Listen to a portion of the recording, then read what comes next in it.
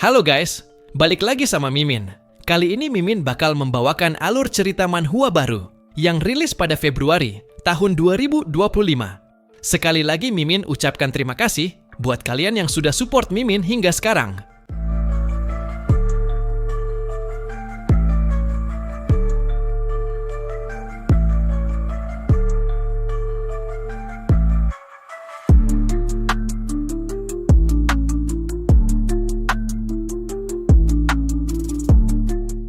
Oke, tanpa berlama-lama, mari kita mulai ceritanya.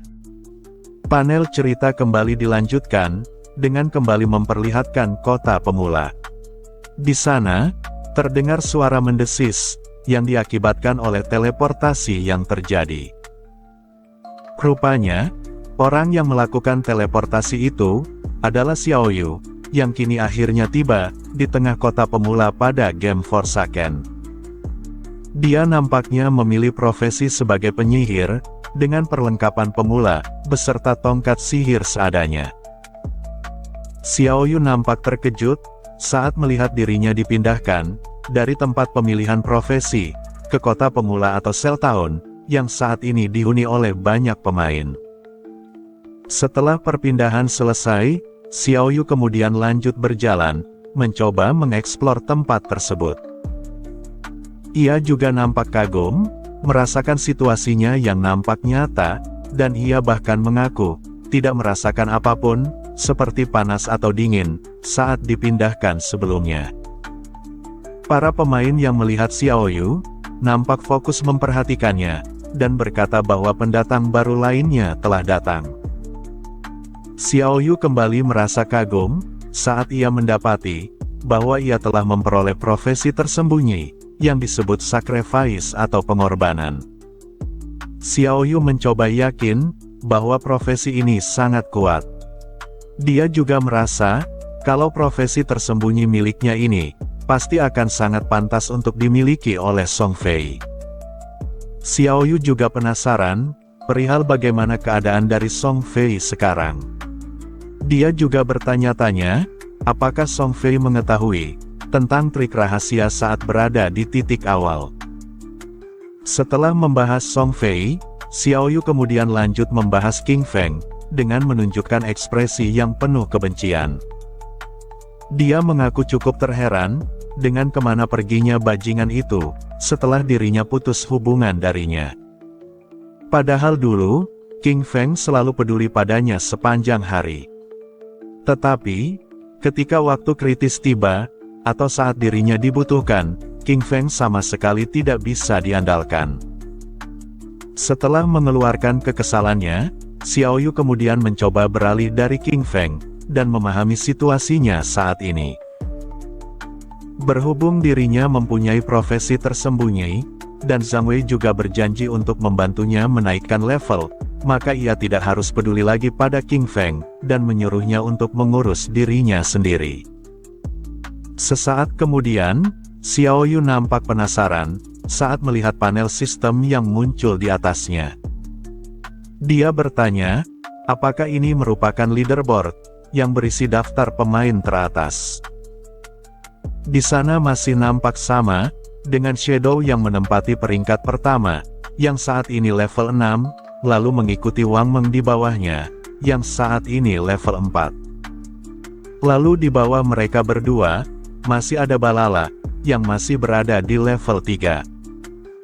Xiaoyu nampak terpana, mengetahui bahwa Shadow, yang merupakan pemain teratas, berada di level 6 sekarang. Dia lantas membandingkannya dengan Zhang Wei, berkata bahwa Zhang Wei sebelumnya mengatakan, kalau dia baru mencapai level 3. Level 3 sepertinya saja, sudah berani membanggakan kekuatannya, padahal ternyata masih ada pemain lain di atasnya. Xiaoyu berpikir, bahwa Shadow inilah, yang merupakan expert, atau pro player yang sebenarnya. Xiaoyu menambahkan, jika dirinya bisa bertemu dan menjalin hubungan baik dengan Shadow ini, maka dirinya dapat dipastikan, akan naik level lebih cepat, daripada bertahan di bawah bantuan Zhang Wei. Namun meskipun begitu, Xiaoyu tetap tidak mengetahui, perihal di mana dia harus pergi, agar bisa menemukan sang expert, atau sang pro player dengan alias Shadow ini.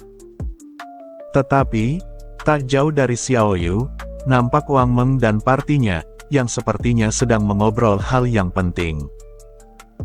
Di sana Wang Meng nampak kesal, karena tidak dapat menghubungi salah satu anggota partinya, yang dikenal sebagai swaying with the wind, atau bergoyang dengan angin. Mungkin saja, yang Wang Meng maksud adalah pendeta, yang selama ini berperan sebagai penyembuh, yang berada dalam parti mereka. Wang Meng melanjutkan, bahwa mereka kini tidak mempunyai waktu luang, untuk menunggu anggota tersebut login. Jadi, dia bertanya kedua temannya, apakah mereka mempunyai ide akan hal ini. Pria berambut panjang menegaskan, bahwa mereka tidak bisa pergi membunuh monster, tanpa membawa healer atau penyembuh di antara mereka. Pria berambut coklat muda menambahkan, kalau mereka bukan seperti sang expert Shadow, yang bisa farming monster sendirian. Jadi, pria ini memberikan saran ke Wang Meng, untuk mencari penyembuh lain, yang nantinya akan bersedia ikut ke parti mereka. Namun, saat mereka diskusi ini, tiba-tiba terdengar suara Xiaoyu dari belakang, dan menarik perhatian Wang Meng dan partinya. Xiaoyu, dengan senyum cerah, bertanya ke mereka, apakah mereka membutuhkan seorang penyembuh. Xiaoyu mengaku, bahwa dirinya mempunyai kelas tersembunyi, yang disebut life sacrifice, atau pengorbanan hidup. Setelah memperlihatkan pertemuan Xiaoyu dan parti Wang Meng, kita kemudian berpindah ke sisi yang lain.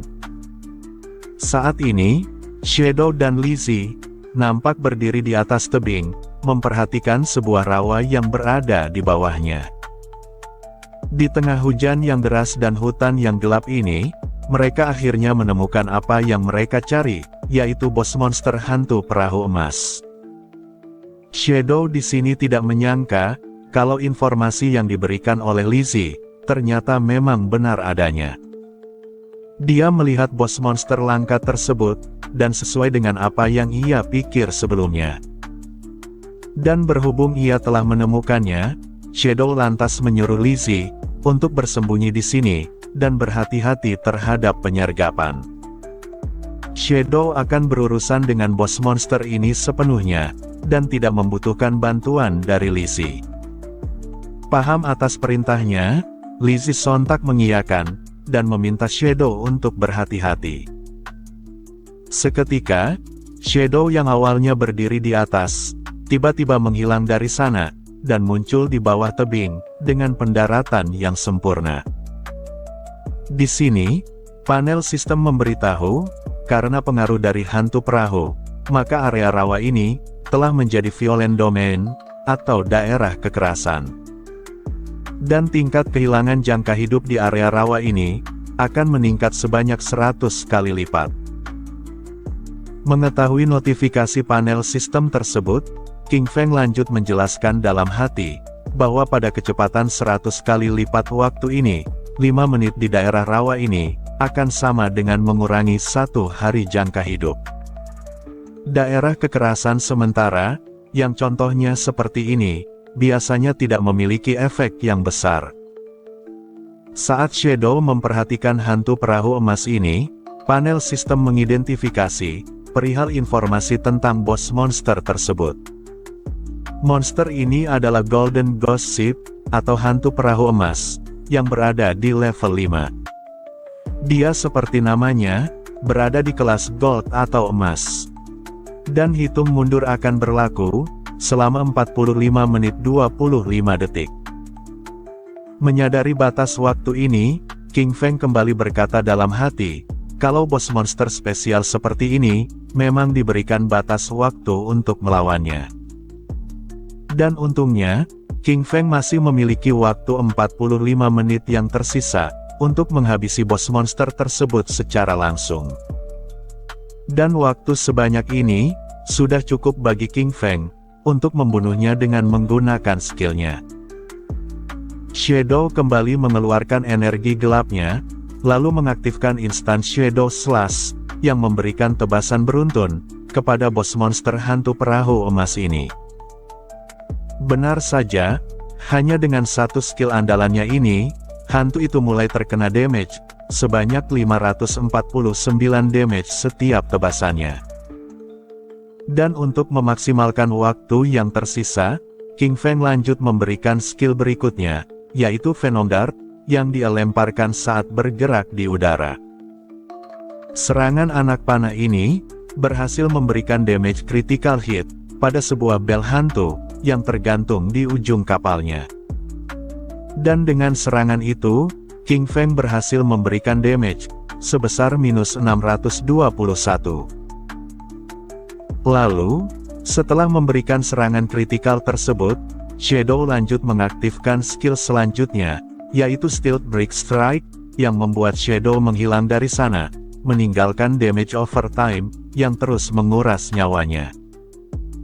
Saat ini, awan bayangan Shadow muncul di atas hantu perahu tersebut, yang kini terus menerima damage beruntun, sebanyak minus 207.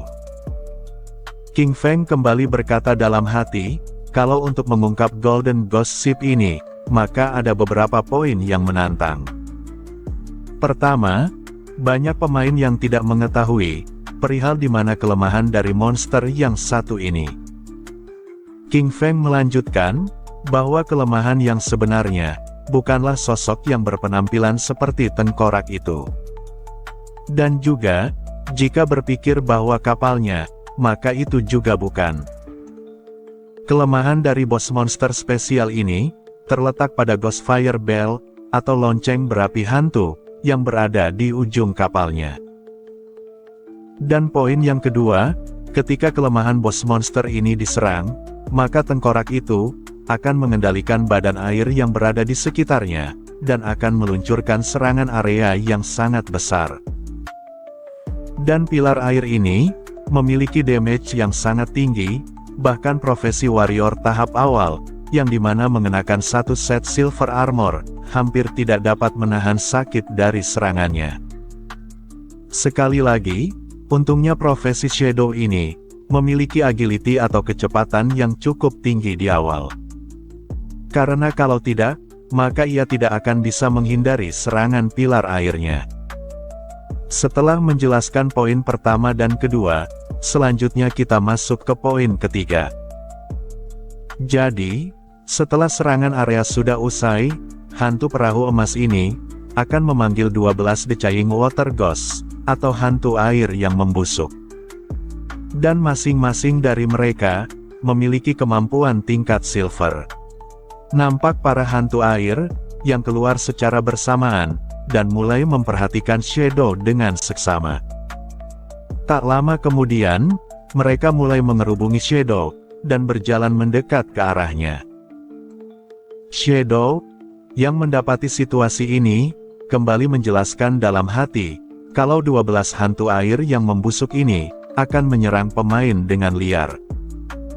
Sebagian besar dari party yang mengalami situasi ini, akan berada dalam kepanikan saat itu juga.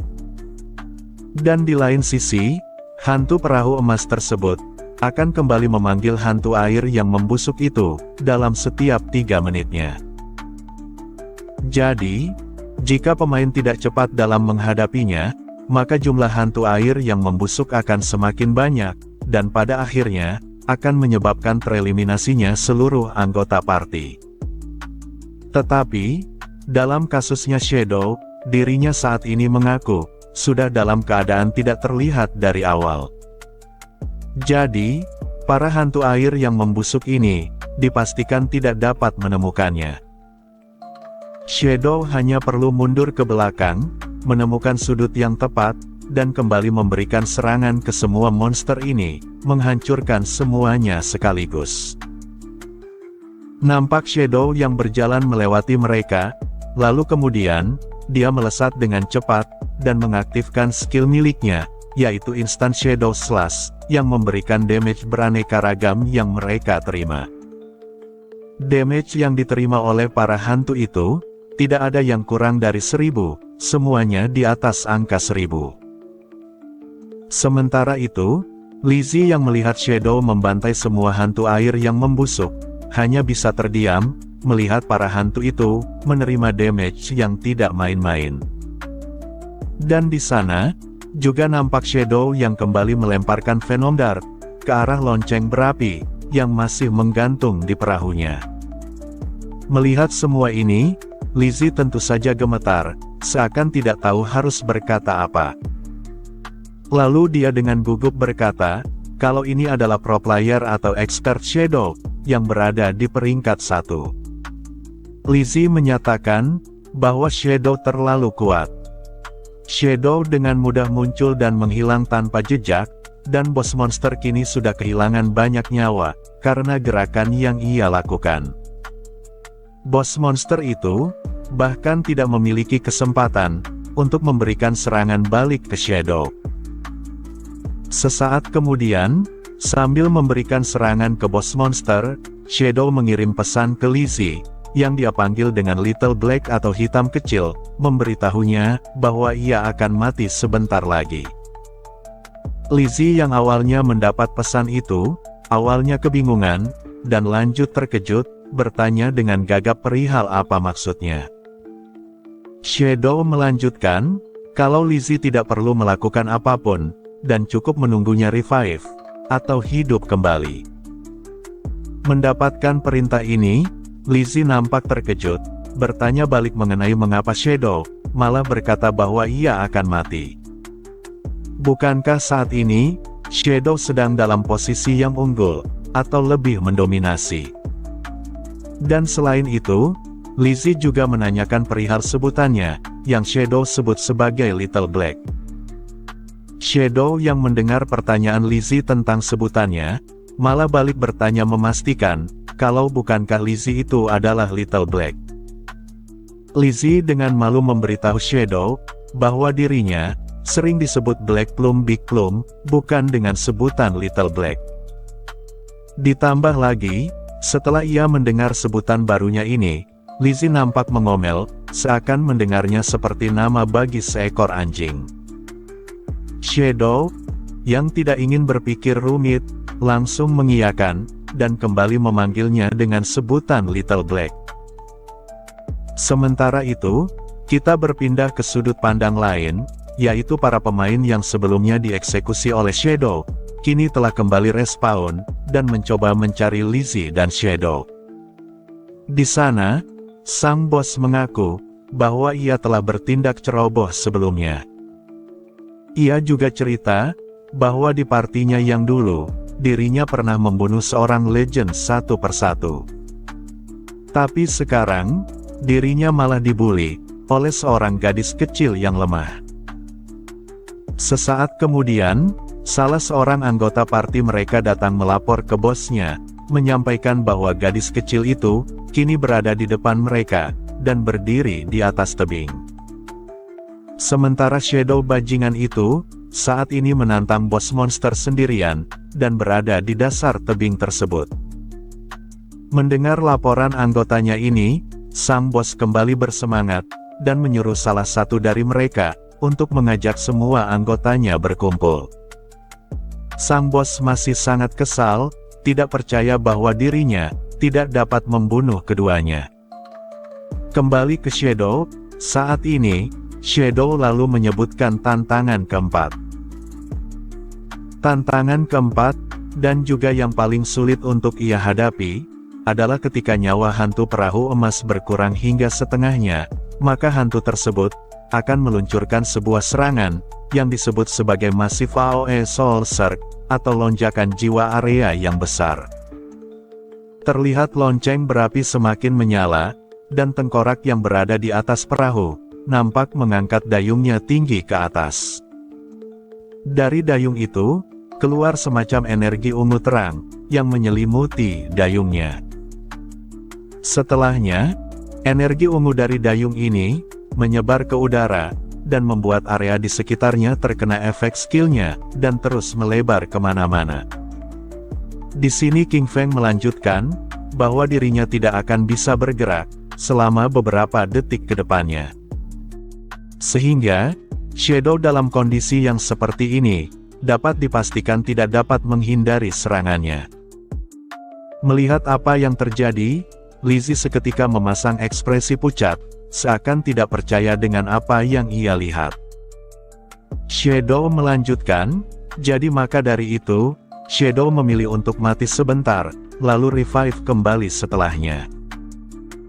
Nampak air rawa yang mulai naik ke kaki Shadow, lalu sesaat kemudian, air rawa itu melonjak naik ke atas, dan memberikan damage sebanyak 1059 poin, ke Shadow yang tidak bisa bergerak.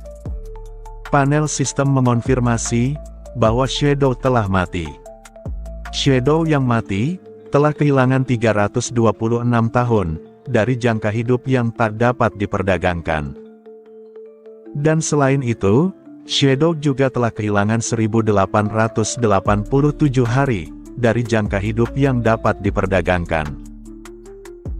Nampak dua bola cahaya berwarna emas muncul dari air rawa, yang menandakan esensi Shadow, yang satu adalah jangka hidup yang tidak bisa diperdagangkan, dan yang satunya lagi, adalah jangka hidup yang dapat diperdagangkan. Party sang bos, yang melihat Shadow mati secara tragis, nampak tertawa bahagia di atas tebing, dan mengaku merasa senang menonton usahanya. Sang bos juga berkata, bahwa selama ini, banyak orang bodoh yang memanggil Shadow, dengan sebutan expert atau pro player, yang membuat Shadow menjadi gelap mata atau sombong.